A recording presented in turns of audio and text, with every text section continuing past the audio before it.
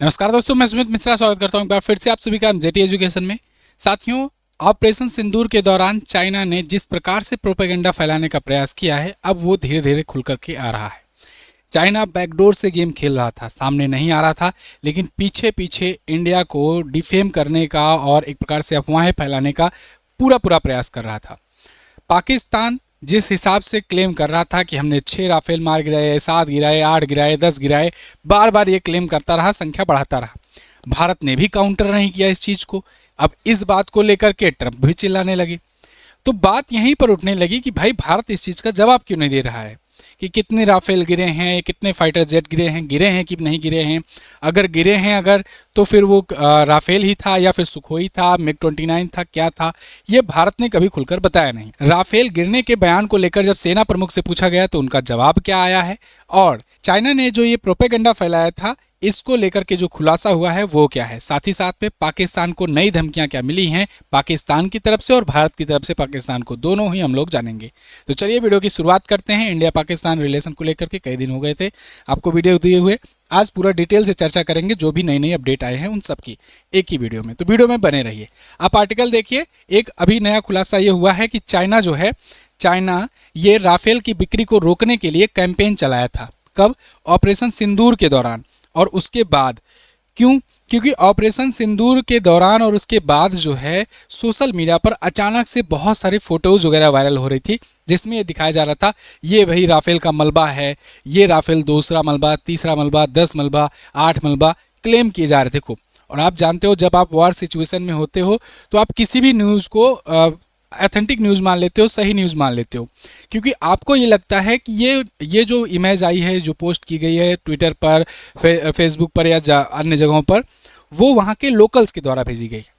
तो उस टाइम पर ऐसा लगता है कि हाँ ये रियल हो सकता है, क्योंकि वहाँ के जो लोकल हैं वो बता रहे हैं कि हाँ भाई हमारे सामने घटित हो रहा है। क्योंकि कई बार मीडिया को मैनिपुलेशन की भी सिचुएशन आ जाती है, मीडिया को भी कंट्रोल करने का प्रयास किया जाता है, और जो भी अथेंटिक जो ऑर्गेनाइजेशन होते हैं अथॉरिटीज़ द्वारा उनको रिस्ट्रिक्शन लगाए गए रहते हैं कि बिना अथेंटिकेशन के कोई भी न्यूज़ मत दिखाना, कोई भी फेक न्यूज़ नहीं चलना चाहिए, नहीं तो एक्शन हो जाएगा। तो ऐसे में जो अथेंटिक सोर्स होते हैं या वेरीफाइड चैनल होते हैं वो थोड़ा रुक रुक करके पूरा कंफर्म करके न्यूज़ दिखाने का प्रयास करते हैं। हालांकि ऐसा अमूमन कम ही देखने को मिलता है, लेकिन फिर भी ऐसा अधिकतर करने का प्रयास किया जाता है। और इस टाइम पर भी आपने देखा था ऑपरेशन सिंदूर के दौरान लगातार गाइडलाइंस जारी की जा रही थी। सोशल मीडिया प्लेटफॉर्म के जो बड़े बड़े चैनल हैं, इन्फ्लुएंसर हैं, उनके लिए भी ये था, केंद्र सरकार ने जारी किया था। लेकिन उस दौरान कुछ ऐसे अनवेरिफाइड सोर्सेज की तरफ से कुछ इमेजेस वायरल हो रही थी और जिसमें ये क्लेम किया जा रहा था कि देखो ये राफेल गिरा, ये राफेल का मलबा है, ये देखो राफेल जल रहा है, वो देखो राफेल गिर रहा है।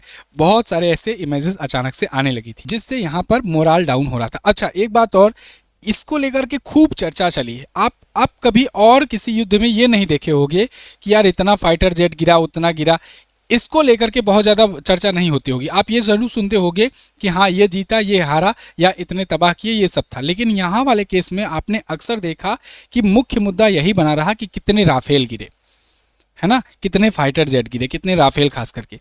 क्यों ऐसा? क्या आपने सोचने का प्रयास किया? एक्चुअल में ये पूरा का पूरा प्रोपेगेंडा रचा जा रहा था चाइना के द्वारा।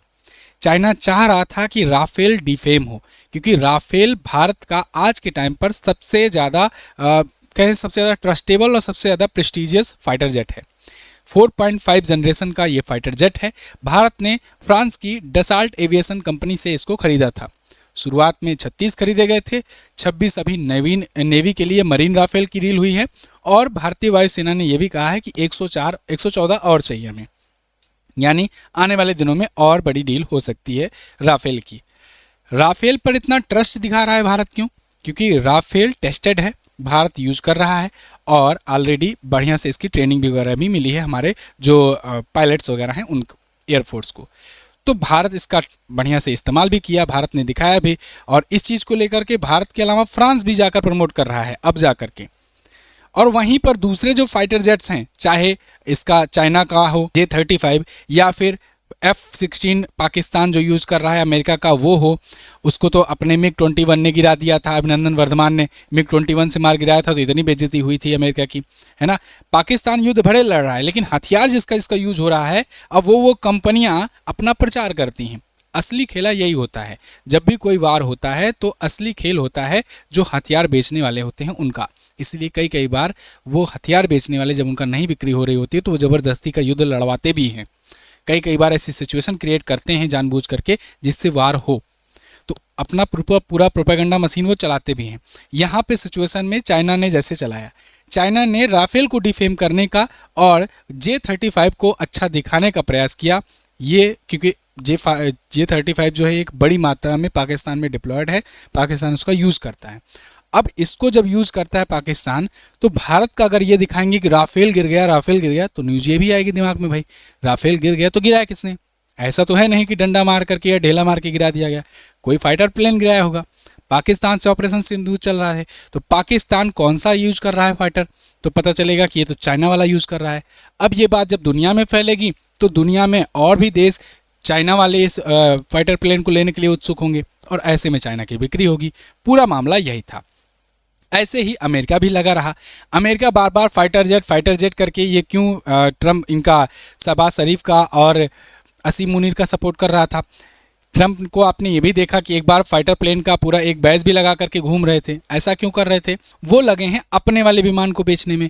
उनका है F-35। अब सो कॉल्ड F-35 जो है दुनिया का सबसे प्रेस्टीजियस, सबसे बढ़िया ये फाइटर प्लेन है, इसका कोई तोड़ नहीं है। लेकिन पिछले दिनों में आप देख रहे हो इसकी जितनी भद्द पिटी है उतना दुनिया में किसी भी फाइटर प्लेन की भद्द नहीं पिटी है।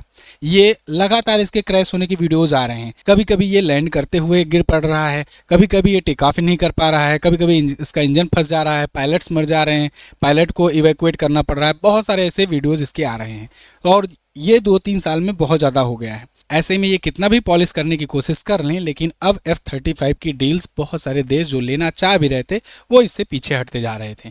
इसमें भारत भी शामिल था। भारत को भी खूब पीछे पड़े थे ट्रम्प की भारत खरीद ले, क्योंकि भारत एक बड़ा खरीदार है और भारत को ज़रूरत भी है। भारत ने MiG-21 को रिटायर किया है एक बड़ी मात्रा में, जो कि 65 के दशक का था और तब से लेकर के भारत यूज़ कर रहा था। तो अब भारत को नीड है बहुत ज़्यादा मात्रा में फाइटर प्लेन की।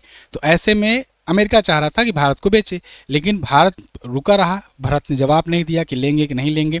इसके लिए स्टेबिलिटी बनाए रखा और इनके जब कारनामे देखने को मिले, एक फाइटर प्लेन तो कोच्चि में आकर के खड़ा था। केरल टूरिज्म वाले ने भी मज़ा ले लिया था इसको, ठीक है, कि आप भी आइए यहाँ पर रुकिए। यहाँ पर आने के बाद किसी का जाने का मन नहीं करता।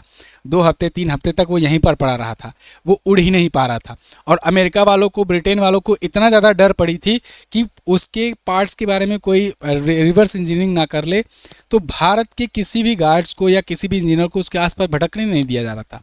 उसको ऐसे ही धूप में, छाँव में, बारिश में खड़ा ही रहा वो, जब तक वहाँ से आ नहीं गए और आ करके उसको ले करके गए उठा करके। तो ऐसी स्थिति में उसकी खूब हालत ख़राब हुई। लेकिन अब चाइना इसी का फ़ायदा उठा रहा था कि चाइना भी जो F-35 का ही अपना, चाइना जानते हो कॉपी ही करता है, तो उसी का एक नया वर्जन J-35 ये लॉन्च किया था। इसी को ये बेचने का प्रयास कर रहा था। उस टाइम पर ये खूब बढ़िया से फॉल्स क्लेम कर रहा था। आप देखिए यहाँ जो सोहेल तारिक नाम से अकाउंट है, मतलब वो ऐसा अकाउंट ऐसा दिखाएगा ना जैसे लगेगा कोई इंडियन है या कोई पाकिस्तानी है, कोई वहाँ का लोकल है जो अपना सोशल मीडिया चला रहा है और वहाँ से पोस्ट कर रहा है। लेकिन ये ऑपरेट कहाँ से हो रहा था? चाइना से। अब ट्विटर ने इस चीज़ को लेकर के एक बड़ा अच्छा फीचर लॉन्च किया है और वो धीरे धीरे अब सबकी पोल खोलेगा, क्योंकि ट्विटर ने ये मस्ट कर दिया है कि जो भी अकाउंट होगा वो कहाँ से चल रहा है ये भी अब शो होगा, कंट्री का नेम भी। अब बहुत सारी चीज़ें निकल करके आ रही हैं, क्योंकि ट्विटर देखो एक्स का ही नाम है, तो अब ट्विटर ही मैं कहूँगा, उसको जाने रहिएगा।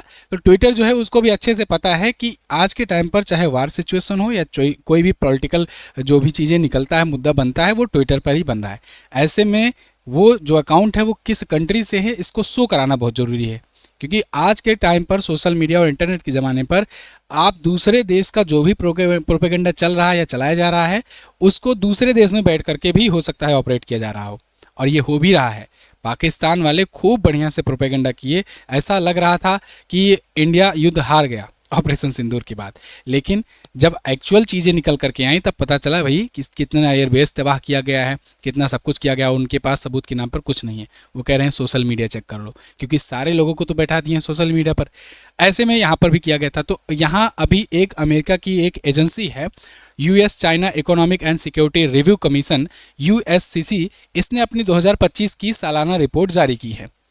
ये उसी की यूनिट समझ लो, CIA वगैरह की ही यूनिट है एक प्रकार से, और ये हर साल रिपोर्ट एक जारी करती है जो भी मामले घटित हुए रहते हैं उनको प्रूफ के साथ।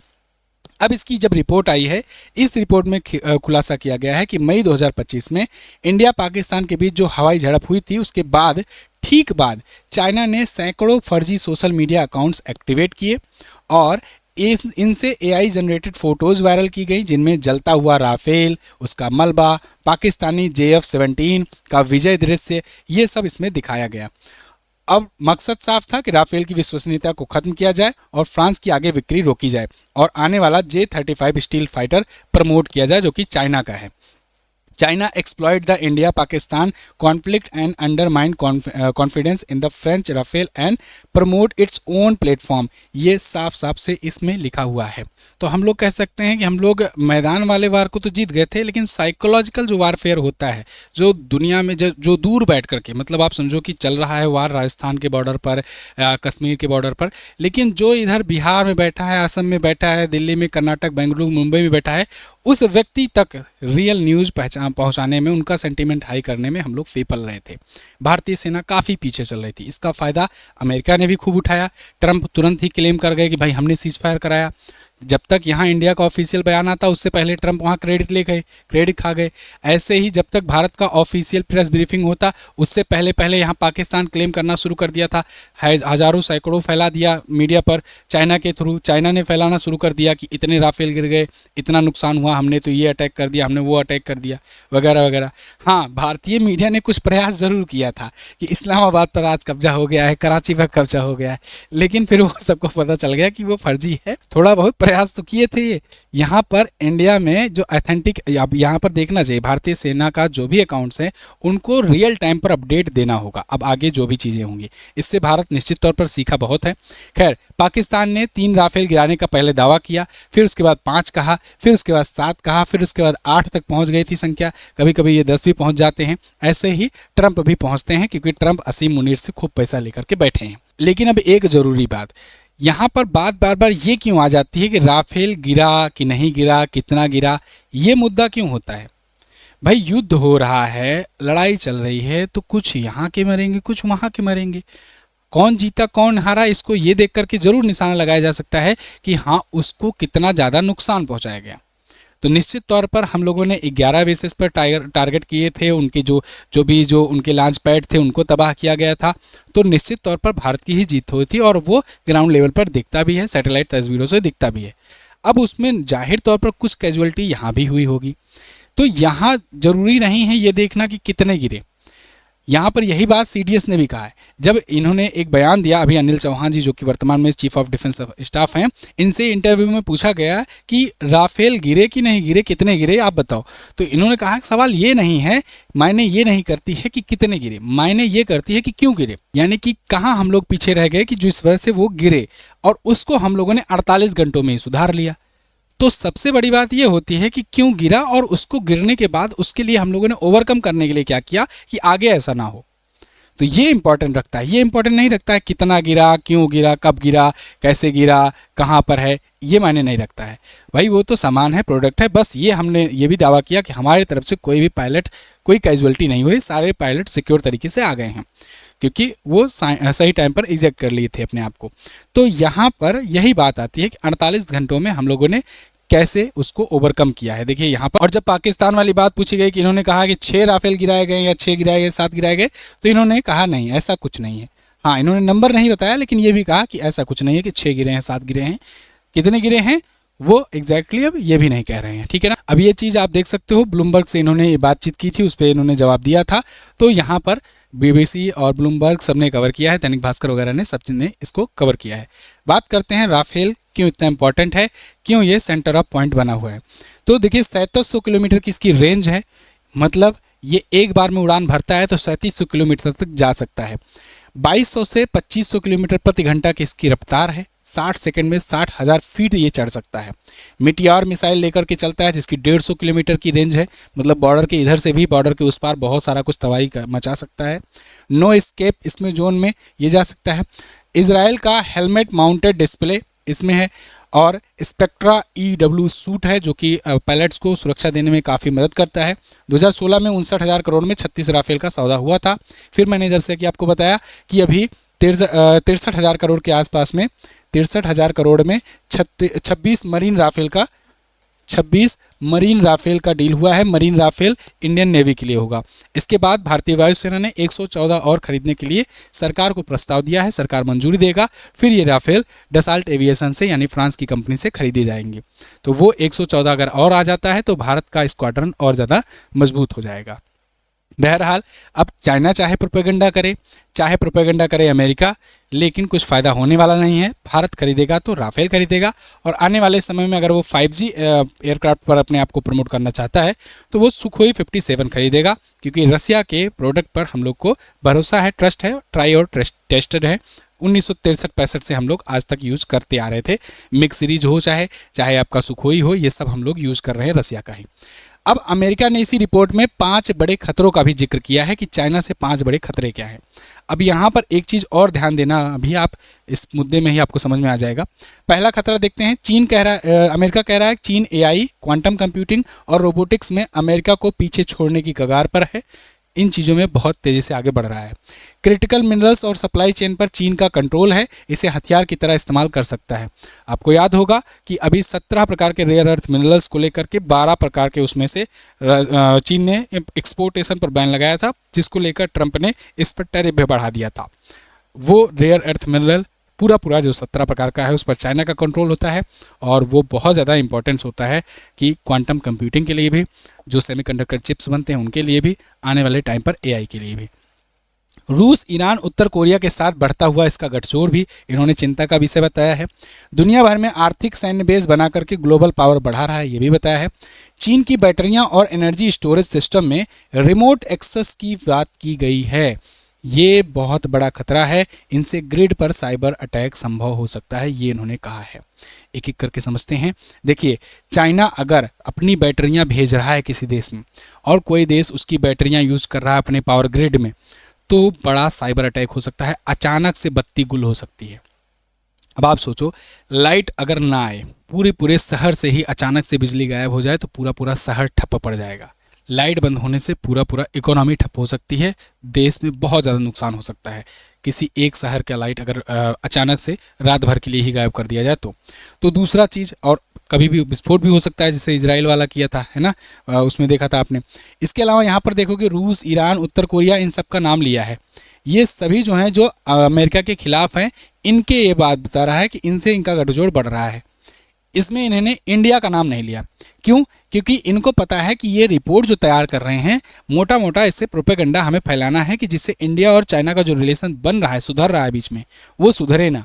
इसको एंटी इंडिया रिपोर्ट करके प्रेजेंट किया जाए। इसीलिए सबसे पहले इन्होंने राफेल का जिक्र किया, खूब बढ़िया से उसमें दिखाया, है ना।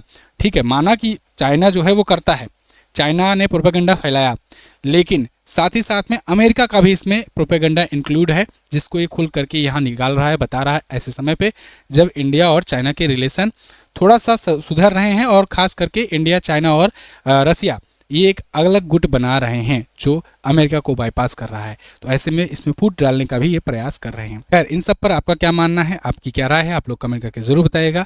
जैसा कि मैंने आपसे हमेशा कहा है कि इंटरनेशनल पॉलिटिक्स, जियो पॉलिटिक्स में कभी कोई किसी का सगा नहीं होता है। सब अपना अपना हित साधते हैं, सब अपना अपना फ़ायदा देखते हैं कि जहाँ से फ़ायदा हो रहा है वहीं को अभी करो। और प्रोपेगेंडा भी खूब चलाया जाता है, रिपोर्ट्स भी आती हैं, ऐसी बहुत सारी रिपोर्ट अभी आएंगी, ऐसी बहुत सारी चीज़ें आएंगी उसमें। लेकिन ये समझने वाली बात होती है, कुछ चीज़ें सही होती हैं, 60-70% सही मिल जाती हैं चीज़ें, 40% को ये भी मानकर रहना चाहिए कि भाई ये भी कोई दूध का धुला नहीं है। तो बस रखते हैं इस वीडियो में इतना ही। अगर पसंद आई है तो इसे शेयर कीजिएगा और चैनल को सब्सक्राइब जरूर कीजिएगा। थैंक यू, जय हिंद, वंदे मातरम।